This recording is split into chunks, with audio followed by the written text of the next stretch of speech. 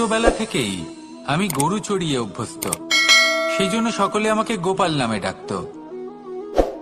কিন্তু গোপাল হয়ে আমি একটা অমূল্য শিক্ষা লাভ করেছি।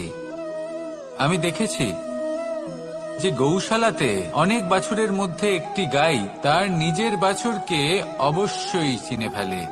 যেখানে সমস্ত বাছুর একই রকম দেখতে এবং প্রত্যেকের স্বরও সমান, তারপরেও সকল বাছুরের মধ্যে নিজের বাছুরকে ঠিক চিনতে পেরে যায় এবং তার সাথেই থাকে। ঠিক এইরকমই কিছুটা হয় আমাদের কর্ম এবং তার কর্মফল। আপনি সবার মাঝে থেকেও কোনো কর্ম যদি করেন, সেই কর্মফল সবার মধ্যে আপনাকে চিনে ফেলবে এবং আপনার সাথেই থাকবে। তাই যখনই কর্ম করবেন ভেবে চিন্তে করবেন। কোনো কর্ম করার আগে একবার ভেবে দেখুন, তাহলে জীবনে বারংবার অনুতপ্ত হতে হবে না। কারণ বিষয়টা কিছুটা এরকম যে এই সংসারে আপনি কাল, কর্মফল এবং সময়, এই তিনের হাত থেকে কখনো লুকোতে পারবেন না, কখনো পালাতেও পারবেন না। আসুন আমার সাথে ভালোবেসে বলুন, রাধা রাধা। জন্ম এবং মৃত্যু, একটি হলো জীবনের সূত্রপাত, আরেকটি জীবনের সমাপ্তি। এটা হলো একটি চক্র, এবং প্রত্যেক চক্রের মতোই এটাও যেখান থেকে শুরু হয় সেখানে এসেই সমাপ্ত হয়। অর্থাৎ প্রত্যেক ব্যক্তি যারা জন্ম নিয়েছেন তার জন্মের সাথে এটা সুনিশ্চিত হয়ে যায় যে তার মৃত্যু হলো অবশ্যম্ভাবী। এই সংসারে এমন কিছুই নেই যা চিরকালের মতো থেকে যায়। এবার এটা আমরা সবাই জানি। আমাদের কাছে যে জীবনটা আছে, যেটা আমরা যাপন করতে পারি, সেই সময়কালে আমরা কি করতে পারি সেটা গুরুত্বপূর্ণ। এমন কিছু করুন যার ফলে মৃত্যুর পরেও আপনি অমর হয়ে থাকবেন। আমাদের কথা, আমাদের কর্ম এই সংসারে প্রেরণা প্রদান করতে পারে। আর যদি আমরা প্রেরণা নাও জোগাতে পারি, তাও এই সন্তোষ বোধ যেন থাকে যে আমরা আমাদের জীবন ব্যর্থ হতে দিইনি। এই জীবন যাপন করার ইচ্ছেতেই আমরা সময় ব্যর্থ করে দিই। আর এই জীবনকে যাপন করার সর্বশ্রেষ্ঠ উপায় হলো এটাই যে কখন আমাদের মৃত্যু হবে, কিভাবে আমাদের মৃত্যু হবে, এই চিন্তা ত্যাগ করে যেন আমরা বর্তমানে বেঁচে থাকি, আজকে বেঁচে থাকি, আজকে দাঁড়িয়ে কর্ম করি এবং আজ যে সংকট সামনে তার সম্মুখীন হই। ভবিষ্যতের পথ নিজে থেকেই উন্মুক্ত হবে। আপনার জীবনে অনেক বড় বড় বিপদরূপী পাথর আসবে।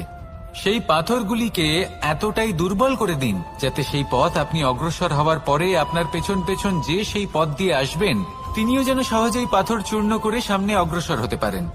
মনে রাখবেন, আপনার প্রচেষ্টারও একটা মাহাত্ম্য আছে। যদি আপনি কোনো কেল্লার শিখরে পতাকা উত্তোলন নাও করতে পারেন, তাহলেও আপনার প্রচেষ্টার যে মাহাত্ম্য তা কখনো কমে যাবে না। সেই জন্য প্রচেষ্টা করতে থাকুন আর আমার সাথে ভালোবেসে বলুন, রাধা রাধা।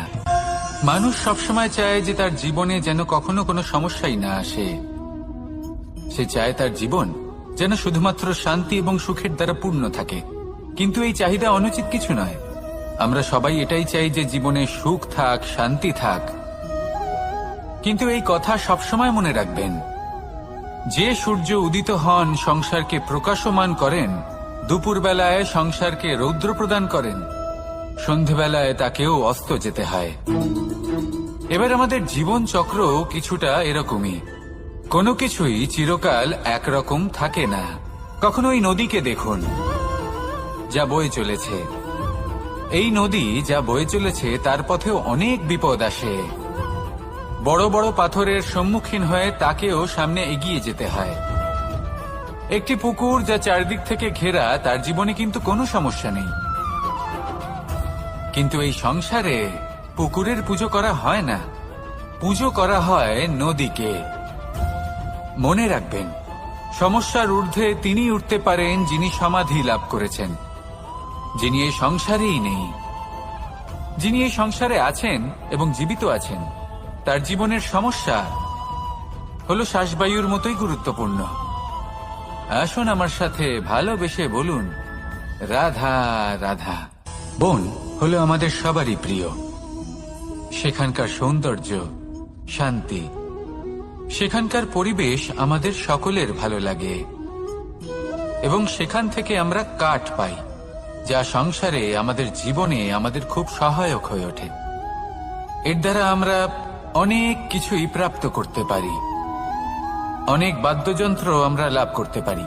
এর অনেকভাবে প্রয়োগ সম্ভব। কিছু কাঠ অত্যন্ত সুগন্ধি হয় যা আমরা ঈশ্বরকে নিবেদন করি, যেমন চন্দন।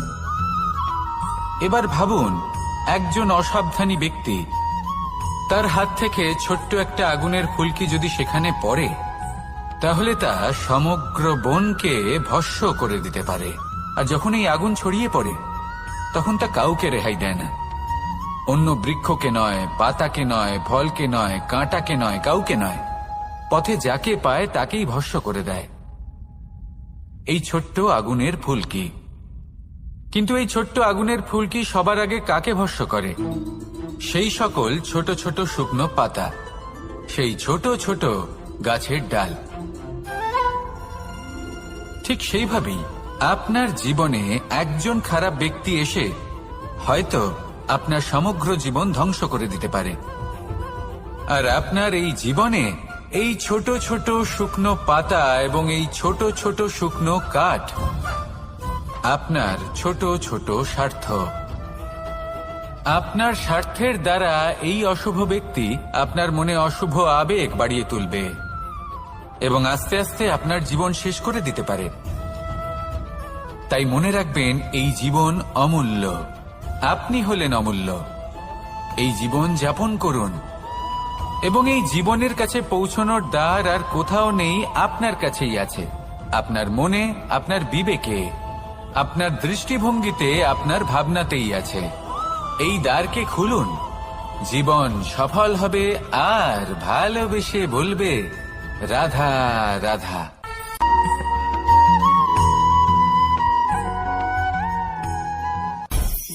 মানুষের একটি সমস্যা আছে যে মানুষ সাফল্যকে মাপতে থাকেন, লক্ষ্যপ্রাপ্তিকে মাপতে থাকেন এবং তার তুলনা করতে থাকেন যে ও এত কিছু পেল আর আমি পেলাম না।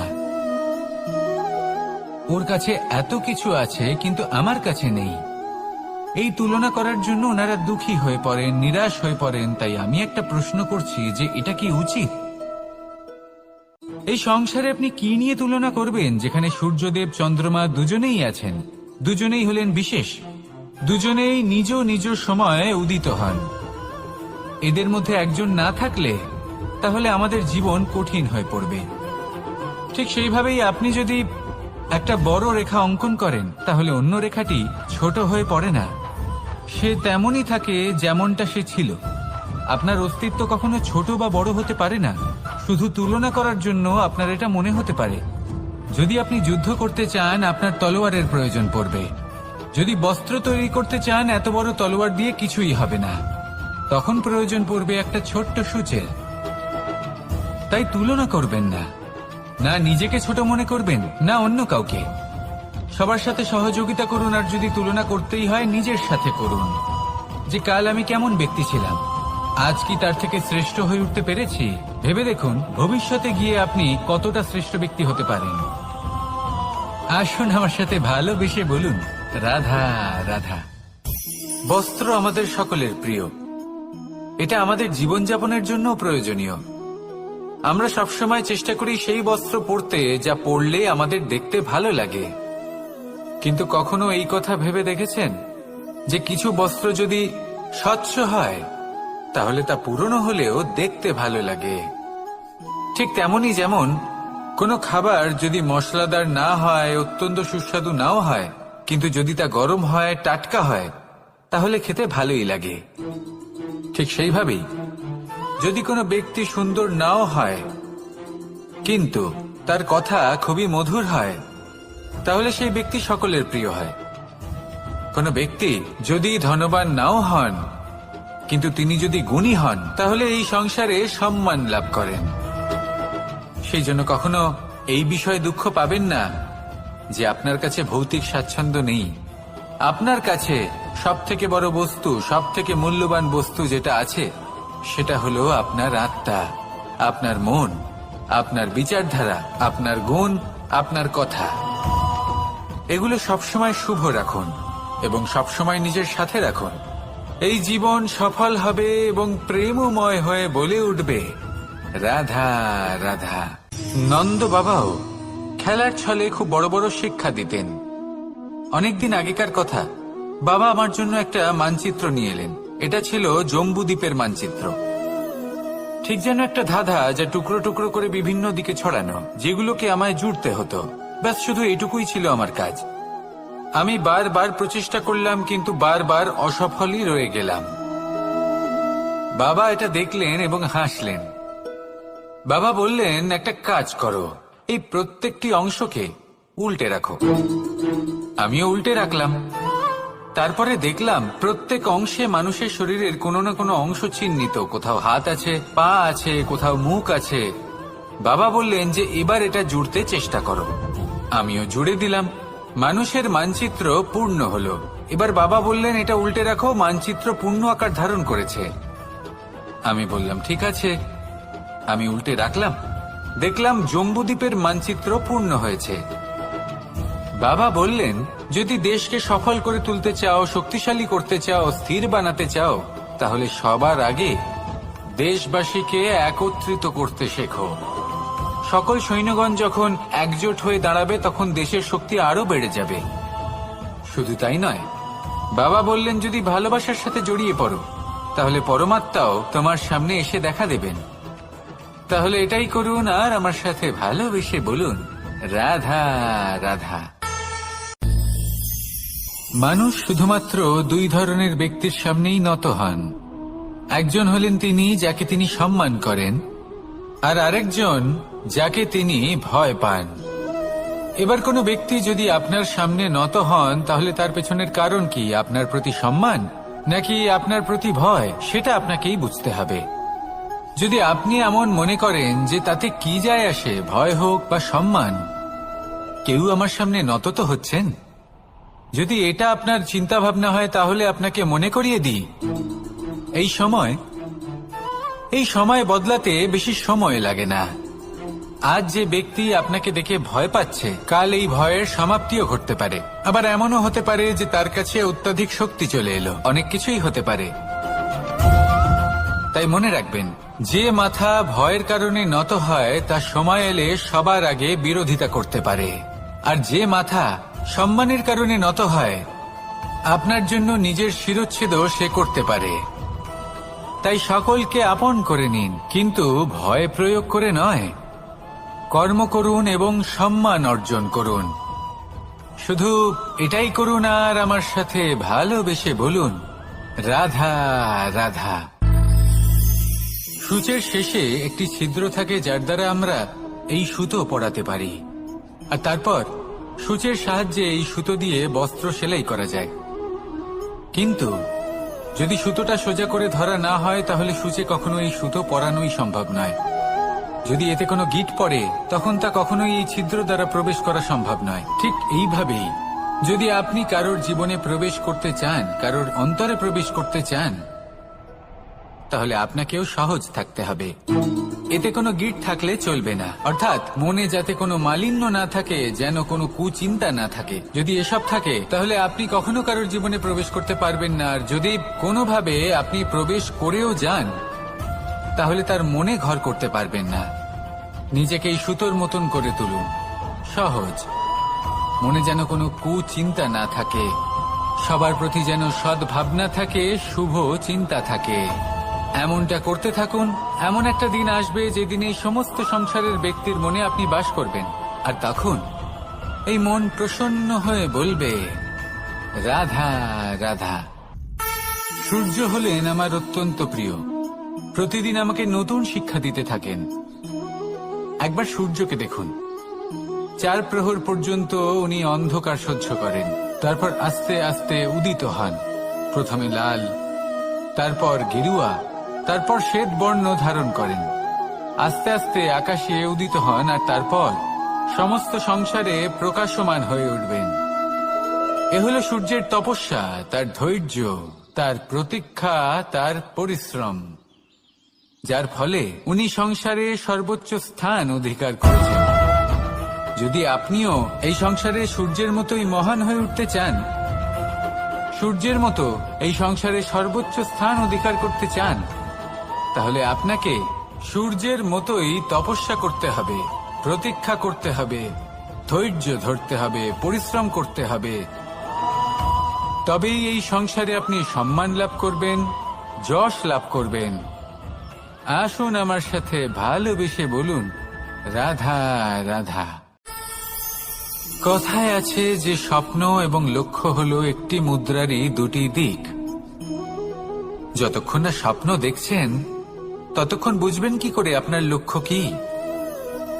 স্বপ্ন দেখে যদি নিজের লক্ষ্য বুঝতে পারেন, সেটা পেতে চান, তবেই সেটা লাভ করতে পারবেন।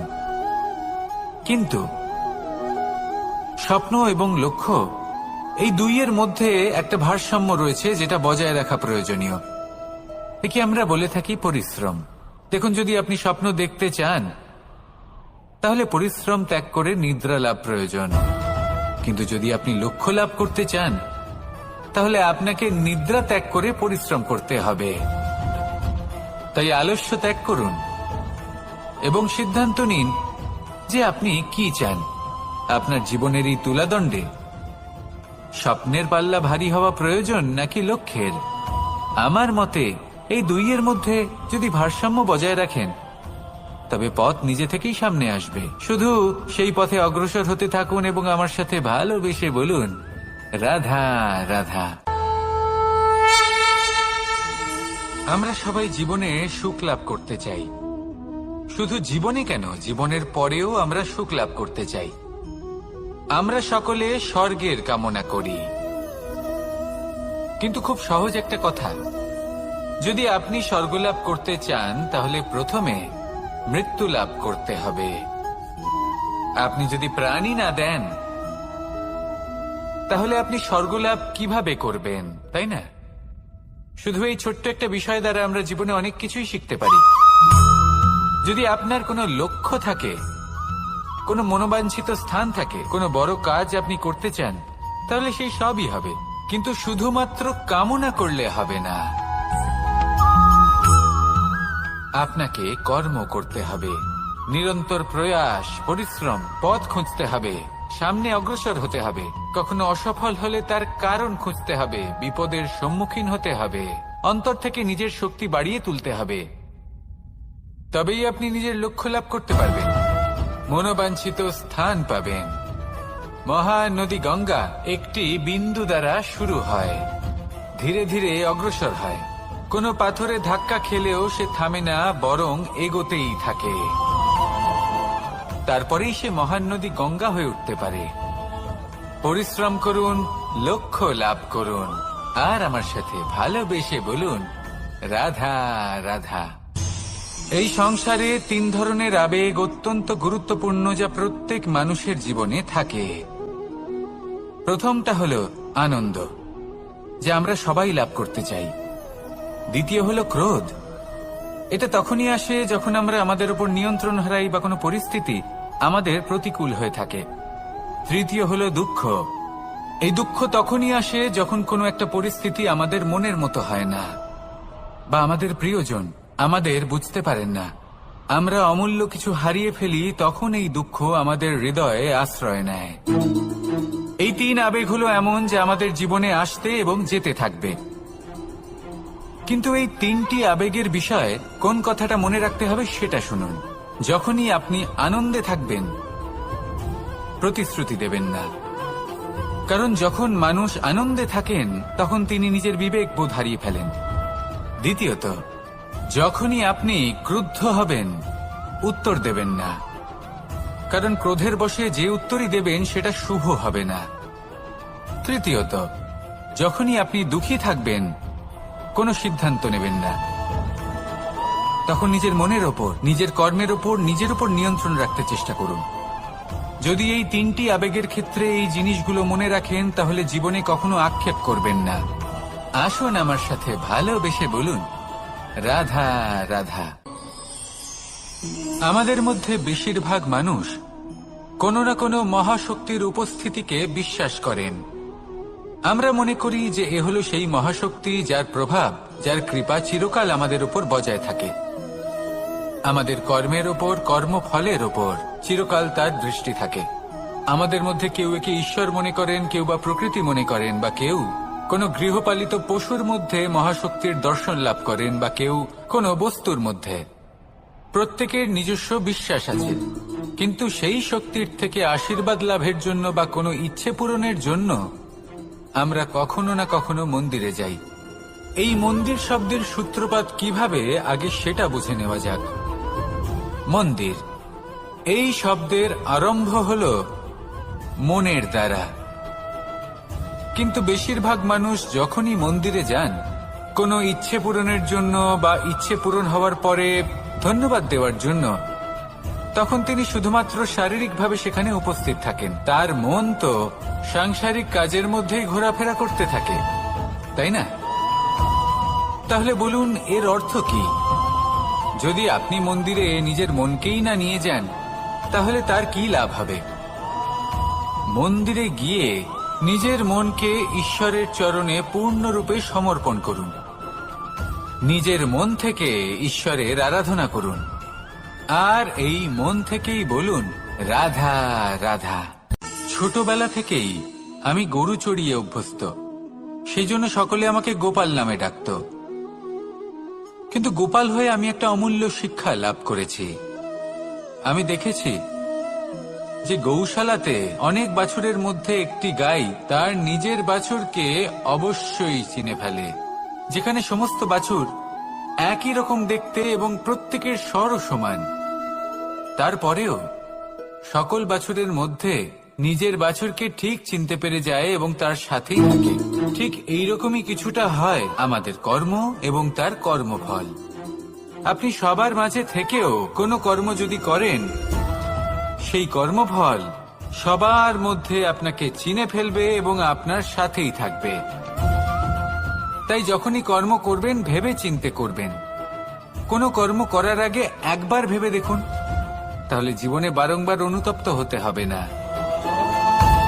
কারণ বিষয়টা কিছুটা এরকম যে এই সংসারে আপনি কাল, কর্মফল এবং সময়, এই তিনের হাত থেকে কখনো লুকোতে পারবেন না, কখনো পালাতেও পারবেন না। আসুন আমার সাথে ভালোবেসে বলুন, রাধা রাধা। জন্ম এবং মৃত্যু, একটি হলো জীবনের সূত্রপাত, আরেকটি জীবনের সমাপ্তি। এটা হলো একটি চক্র, এবং প্রত্যেক চক্রের মতোই এটাও যেখান থেকে শুরু হয় সেখানে এসেই সমাপ্ত হয়। অর্থাৎ প্রত্যেক ব্যক্তি যারা জন্ম নিয়েছেন তার জন্মের সাথে এটা সুনিশ্চিত হয়ে যায় যে তার মৃত্যু হলো অবশ্যম্ভাবী। এই সংসারে এমন কিছুই নেই যা চিরকালের মতো থেকে যায়। এবার এটা আমরা সবাই জানি। আমাদের কাছে যে জীবনটা আছে, যেটা আমরা যাপন করতে পারি, সেই সময়কালে আমরা কি করতে পারি সেটা গুরুত্বপূর্ণ। এমন কিছু করুন যার ফলে মৃত্যুর পরেও আপনি অমর হয়ে থাকবেন। আমাদের কথা, আমাদের কর্ম এই সংসারে প্রেরণা প্রদান করতে পারে। আর যদি আমরা প্রেরণা নাও জোগাতে পারি, তাও এই সন্তোষ বোধ যেন থাকে যে আমরা আমাদের জীবন ব্যর্থ হতে দিইনি। এই জীবন যাপন করার ইচ্ছেতেই আমরা সময় ব্যর্থ করে দিই। আর এই জীবনকে যাপন করার সর্বশ্রেষ্ঠ উপায় হলো এটাই যে কখন আমাদের মৃত্যু হবে, কিভাবে আমাদের মৃত্যু হবে, এই চিন্তা ত্যাগ করে যেন আমরা বর্তমানে বেঁচে থাকি, আজকে বেঁচে থাকি, আজকে দাঁড়িয়ে কর্ম করি এবং আজ যে সংকট সামনে তার সম্মুখীন হই। ভবিষ্যতের পথ নিজে থেকেই উন্মুক্ত হবে। আপনার জীবনে অনেক বড় বড় বিপদরূপী পাথর আসবে। সেই পাথরগুলিকে এতটাই দুর্বল করে দিন যাতে সেই পথ আপনি অগ্রসর হওয়ার পরে আপনার পেছন পেছন যে সেই পথ দিয়ে আসবেন তিনিও যেন সহজেই পাথর চূর্ণ করে সামনে অগ্রসর হতে পারেন। মনে রাখবেন, আপনার প্রচেষ্টারও একটা মাহাত্ম্য আছে। যদি আপনি কোনো কেল্লার শিখরে পতাকা উত্তোলন নাও করতে পারেন, তাহলেও আপনার প্রচেষ্টার যে মাহাত্ম্য তা কখনো কমে যাবে না। সেই জন্য প্রচেষ্টা করতে থাকুন আর আমার সাথে ভালোবেসে বলুন, রাধা রাধা। মানুষ সবসময় চায় যে তার জীবনে যেন কখনো কোনো সমস্যাই না আসে। সে চায় তার জীবন যেন শুধুমাত্র শান্তি এবং সুখের দ্বারা পূর্ণ থাকে। কিন্তু এই চাহিদা অনুচিত কিছু নয়। আমরা সবাই এটাই চাই যে জীবনে সুখ থাক, শান্তি থাক। কিন্তু এই কথা সবসময় মনে রাখবেন, যে সূর্য উদিত হন সংসারকে প্রকাশমান করেন, দুপুরবেলায় সংসারকে রৌদ্র প্রদান করেন, সন্ধেবেলায় তাকেও অস্ত যেতে হয়। এবার আমাদের জীবন চক্র কিছুটা এরকমই। কোনো কিছুই চিরকাল একরকম থাকে না। কখনো এই নদীকে দেখুন, যা বয়ে চলেছে। এই নদী যা বয়ে চলেছে তার পথেও অনেক বিপদ আসে। বড় বড় পাথরের সম্মুখীন হয়ে তাকেও সামনে এগিয়ে যেতে হয়। একটি পুকুর যা চারদিক থেকে ঘেরা, তার জীবনে কিন্তু কোনো সমস্যা নেই। কিন্তু এই সংসারে পুকুরের পুজো করা হয় না, পুজো করা হয় নদীকে। মনে রাখবেন, সমস্যার ঊর্ধ্বে তিনি উঠতে পারেন যিনি সমাধি লাভ করেছেন, যিনি এই সংসারেই নেই।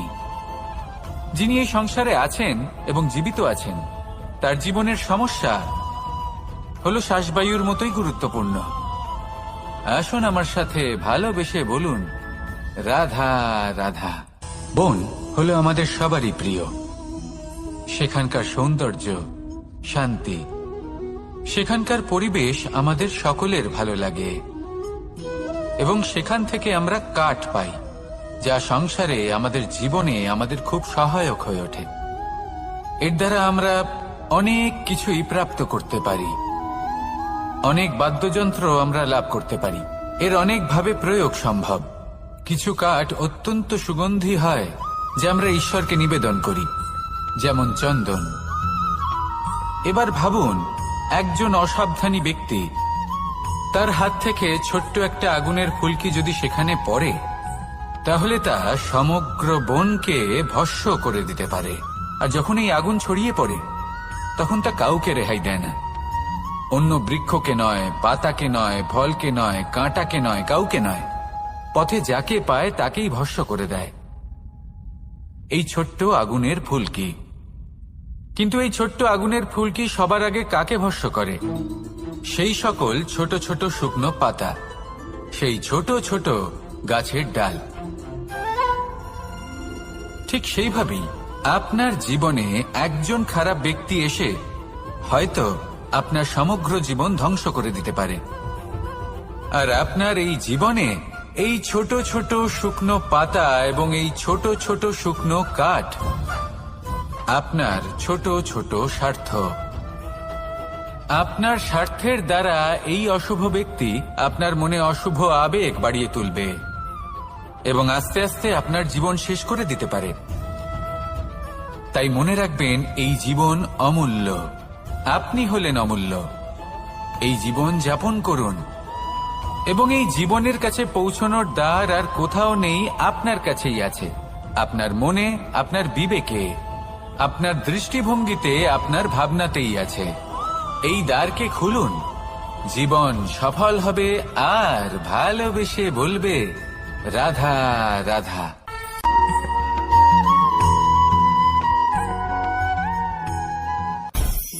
মানুষের একটি সমস্যা আছে যে মানুষ সাফল্যকে মাপতে থাকেন, লক্ষ্যপ্রাপ্তিকে মাপতে থাকেন এবং তার তুলনা করতে থাকেন যে ও এত কিছু পেল আর আমি পেলাম না। ওর কাছে এত কিছু আছে কিন্তু আমার কাছে নেই। এই তুলনা করার জন্য ওনারা দুঃখী হয়ে পড়েন, নিরাশ হয়ে পড়েন। তাই আমি একটা প্রশ্ন করছি যে এটা কি উচিত? এই সংসারে আপনি কি নিয়ে তুলনা করবেন, যেখানে সূর্যদেব, চন্দ্রমা দুজনেই আছেন, দুজনেই হলেন বিশেষ, দুজনেই নিজ নিজ সময়ে উদিত হন। এদের মধ্যে একজন না থাকলে তাহলে আমাদের জীবন কঠিন হয়ে পড়বে। ঠিক সেইভাবেই আপনি যদি একটা বড় রেখা অঙ্কন করেন, তাহলে অন্য রেখাটি ছোট হয়ে পড়ে না, সে তেমনই থাকে যেমনটা সে ছিল। আপনার অস্তিত্ব কখনো ছোট বা বড় হতে পারে না। শুধু তুলনা করার জন্য আপনার এটা মনে হতে পারে। যদি আপনি যুদ্ধ করতে চান, আপনার তলোয়ারের প্রয়োজন পড়বে।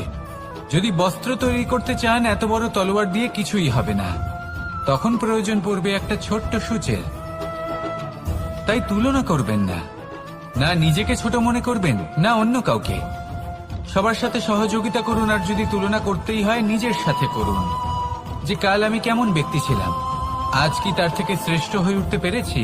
ভেবে দেখুন ভবিষ্যতে গিয়ে আপনি কতটা শ্রেষ্ঠ ব্যক্তি হতে পারেন। আসুন আমার সাথে ভালোবেসে বলুন, রাধা রাধা। বস্ত্র আমাদের সকলের প্রিয়। এটা আমাদের জীবনযাপনের জন্য প্রয়োজনীয়। আমরা সবসময় চেষ্টা করি সেই বস্ত্র পরতে যা পরলে আমাদের দেখতে ভালো লাগে। কিন্তু কখনো এই কথা ভেবে দেখেছেন যে কিছু বস্ত্র যদি স্বচ্ছ হয় তাহলে তা পুরনো হলেও দেখতে ভালো লাগে? ঠিক তেমনই যেমন কোনো খাবার যদি মশলাদার না হয়, অত্যন্ত সুস্বাদু নাও হয়, কিন্তু যদি তা গরম হয়, টাটকা হয়, তাহলে খেতে ভালোই লাগে। ঠিক সেইভাবেই যদি কোনো ব্যক্তি সুন্দর নাও হয় কিন্তু তার কথা খুবই মধুর হয়, তাহলে সেই ব্যক্তি সকলের প্রিয় হয়। কোনো ব্যক্তি যদি ধনবান নাও হন কিন্তু তিনি যদি গুণী হন, তাহলে এই সংসারে সম্মান লাভ করেন। সেই জন্য কখনো এই বিষয়ে দুঃখ পাবেন না যে আপনার কাছে ভৌতিক স্বাচ্ছন্দ্য নেই। আপনার কাছে সব থেকে বড় বস্তু, সব থেকে মূল্যবান বস্তু যেটা আছে সেটা হলো আপনার আত্মা, আপনার মন, আপনার বিচারধারা, আপনার গুণ, আপনার কথা। এগুলো সবসময় শুভ রাখুন এবং সবসময় নিজের সাথে রাখুন। এই জীবন সফল হবে এবং প্রেমময় হয়ে বলে উঠবে, রাধা রাধা। নন্দ বাবাও খেলার ছলে খুব বড় বড় শিক্ষা দিতেন। অনেকদিন আগেকার কথা, বাবা আমার জন্য একটা মানচিত্র নিয়ে এলেন। এটা ছিল জম্বু দ্বীপের মানচিত্র, ঠিক যেন একটা ধাঁধা যা টুকরো টুকরো করে বিভিন্ন দিকে ছড়ানো, যেগুলোকে আমায় জুড়তে হতো। ব্যাস শুধু এটুকুই ছিল আমার কাজ। আমি বারবার প্রচেষ্টা করলাম কিন্তু বারবার অসফলই রয়ে গেলাম। বাবা এটা দেখলেন এবং হাসলেন। বাবা বললেন, একটা কাজ করো, এই প্রত্যেকটি অংশকে উল্টে রাখো। আমিও উল্টে রাখলাম। তারপরে দেখলাম প্রত্যেক অংশে মানুষের শরীরের কোনো না কোনো অংশ চিহ্নিত। কোথাও হাত আছে, পা আছে, কোথাও মুখ আছে। বাবা বললেন যে এবার এটা জুড়তে চেষ্টা করো। আমিও জুড়ে দিলাম। মানুষের মানচিত্র পূর্ণ হলো। এবার বাবা বললেন, এটা উল্টে রাখো, মানচিত্র পূর্ণ আকার ধারণ করেছে। আমি বললাম, ঠিক আছে। আমি উল্টে রাখলাম, দেখলাম জম্বুদ্বীপের মানচিত্র পূর্ণ হয়েছে। বাবা বললেন, যদি দেশকে সফল করে তুলতে চাও, শক্তিশালী করতে চাও, স্থির বানাতে চাও, তাহলে সবার আগে দেশবাসীকে একত্রিত করতে শেখো। সকল সৈন্যগণ যখন একজোট হয়ে দাঁড়াবে তখন দেশের শক্তি আরো বেড়ে যাবে। শুধু তাই নয়, বাবা বললেন, যদি ভালোবাসার সাথে জড়িয়ে পড়ো তাহলে পরমাত্মাও তোমার সামনে এসে দেখা দেবেন। তাহলে এটাই করুন আর আমার সাথে ভালোবেসে বলুন, রাধা রাধা। মানুষ শুধুমাত্র দুই ধরনের ব্যক্তির সামনেই নত হন। একজন হলেন তিনি যাকে তিনি সম্মান করেন, আর আরেকজন যাকে তিনি ভয় পান। এবার কোনো ব্যক্তি যদি আপনার সামনে নত হন তাহলে তার পেছনের কারণ কি? আপনার প্রতি সম্মান নাকি আপনার প্রতি ভয়? সেটা আপনাকেই বুঝতে হবে। যদি আপনি এমন মনে করেন যে তাতে কি যায় আসে, ভয় হোক বা সম্মান, কেউ আমার সামনে নত তো হচ্ছেন, যদি এটা আপনার চিন্তা ভাবনা হয় তাহলে আপনাকে মনে করিয়ে দিই, এই সময় বদলাতে বেশি সময় লাগে না। আজ যে ব্যক্তি আপনাকে দেখে ভয় পাচ্ছে, কাল এই ভয়ের সমাপ্তিও ঘটতে পারে। আবার এমনও হতে পারে যে তার কাছে অত্যধিক শক্তি চলে এলো। অনেক কিছুই হতে পারে। তাই মনে রাখবেন, যে মাথা ভয়ের কারণে নত হয় তা সময় এলে সবার আগে বিরোধিতা করতে পারে, আর যে মাথা সম্মানের কারণে নত হয় আপনার জন্য নিজের শিরচ্ছেদও সে করতে পারে। তাই সকলকে আপন করে নিন, কিন্তু ভয় প্রয়োগ করে নয়। কর্ম করুন এবং সম্মান অর্জন করুন। শুধু এটাই করুন আর আমার সাথে ভালোবেসে বলুন, রাধা রাধা। সূচের শেষে একটি ছিদ্র থাকে যার দ্বারা আমরা এই সুতো পরাতে পারি, আর তারপর সূচের সাহায্যে এই সুতো দিয়ে বস্ত্র সেলাই করা যায়। কিন্তু যদি সুতোটা সোজা করে ধরা না হয় তাহলে সূচে কখনো এই সুতো পরানোই সম্ভব নয়। যদি এতে কোনো গিঁট পড়ে তখন তা কখনোই এই ছিদ্র দ্বারা প্রবেশ করা সম্ভব নয়। ঠিক এইভাবেই যদি আপনি কারোর জীবনে প্রবেশ করতে চান, কারোর অন্তরে প্রবেশ করতে চান, তাহলে আপনাকেও সহজ থাকতে হবে। এতে কোনো গিঁট থাকলে চলবে না, অর্থাৎ মনে যাতে কোনো মালিন্য না থাকে, যেন কোনো কুচিন্তা না থাকে। যদি এসব থাকে তাহলে আপনি কখনো কারোর জীবনে প্রবেশ করতে পারবেন না। আর যদি কোনোভাবে আপনি প্রবেশ করেও যান তাহলে তার মনে ঘর করতে পারবেন না। নিজেকে এই সুতোর মতন করে তুলুন, সহজ। মনে যেন কোনো কুচিন্তা না থাকে, সবার প্রতি যেন সদ্ভাবনা থাকে, শুভ চিন্তা থাকে। এমনটা করতে থাকুন। এমন একটা দিন আসবে যেদিন এই সমস্ত সংসারের ব্যক্তির মনে আপনি বাস করবেন, আর তখন এই মন প্রসন্ন হয়ে বলবে, রাধা রাধা। সূর্য হলেন আমার অত্যন্ত প্রিয়। প্রতিদিন আমাকে নতুন শিক্ষা দিতে থাকেন। একবার সূর্যকে দেখুন। 4 প্রহর পর্যন্ত উনি অন্ধকার সহ্য করেন, তারপর আস্তে আস্তে উদিত হন। প্রথমে লাল, তারপর গেরুয়া, তারপর শ্বেত বর্ণ ধারণ করেন। আস্তে আস্তে আকাশে উদিত হন, আর তারপর সমস্ত সংসারে প্রকাশমান হয়ে উঠবেন। এ হলো সূর্যের তপস্যা, তার ধৈর্য, তার প্রতীক্ষা, তার পরিশ্রম, যার ফলে উনি সংসারে সর্বোচ্চ স্থান অধিকার করেছেন। যদি আপনিও এই সংসারে সূর্যের মতোই মহান হয়ে উঠতে চান, সূর্যের মতো এই সংসারে সর্বোচ্চ স্থান অধিকার করতে চান, তাহলে আপনাকে সূর্যের মতোই তপস্যা করতে হবে, প্রতীক্ষা করতে হবে, ধৈর্য ধরতে হবে, পরিশ্রম করতে হবে। তবেই এই সংসারে আপনি সম্মান লাভ করবেন, যশ লাভ করবেন। আসুন আমার সাথে ভালোবেসে বলুন, রাধা রাধা। কথায় আছে যে স্বপ্ন এবং লক্ষ্য হলো একটি মুদ্রারই দুটি দিক। যতক্ষণ না স্বপ্ন দেখছেন ততক্ষণ বুঝবেন কি করে আপনার লক্ষ্য কি। স্বপ্ন দেখে যদি নিজের লক্ষ্য বুঝতে পারেন, সেটা পেতে চান, তবেই সেটা লাভ করতে পারবেন। কিন্তু স্বপ্ন এবং লক্ষ্য এই দুইয়ের মধ্যে একটা ভারসাম্য রয়েছে, যেটা বজায় রাখা প্রয়োজনীয়। একে আমরা বলে থাকি পরিশ্রম। দেখুন, যদি আপনি স্বপ্ন দেখতে চান, তাহলে পরিশ্রম ত্যাগ করে নিদ্রা লাভ প্রয়োজন। কিন্তু যদি আপনি লক্ষ্য লাভ করতে চান, তাহলে আপনাকে নিদ্রা ত্যাগ করে পরিশ্রম করতে হবে। তাই আলস্য ত্যাগ করুন এবং সিদ্ধান্ত নিন যে আপনি কি চান। আপনার জীবনের এই তুলাদণ্ডে স্বপ্নের পাল্লা ভারী হওয়া প্রয়োজন নাকি লক্ষ্যের? আমার মতে এই দুইয়ের মধ্যে যদি ভারসাম্য বজায় রাখেন, তবে পথ নিজে থেকেই সামনে আসবে। শুধু সেই পথে অগ্রসর হতে থাকুন এবং আমার সাথে ভালোবেসে বলুন, রাধা রাধা। আমরা সবাই জীবনে সুখ লাভ করতে চাই। শুধু জীবনে কেন, জীবনের পরেও আমরা সুখ লাভ করতে চাই। আমরা সকলে স্বর্গের কামনা করি। কিন্তু খুব সহজ একটা কথা, যদি আপনি স্বর্গ লাভ করতে চান, তাহলে প্রথমে মৃত্যু লাভ করতে হবে। আপনি যদি প্রাণই না দেন, তাহলে আপনি স্বর্গ লাভ কিভাবে করবেন, তাই না? শুধু এই ছোট্ট একটা বিষয় দ্বারা আমরা জীবনে অনেক কিছুই শিখতে পারি।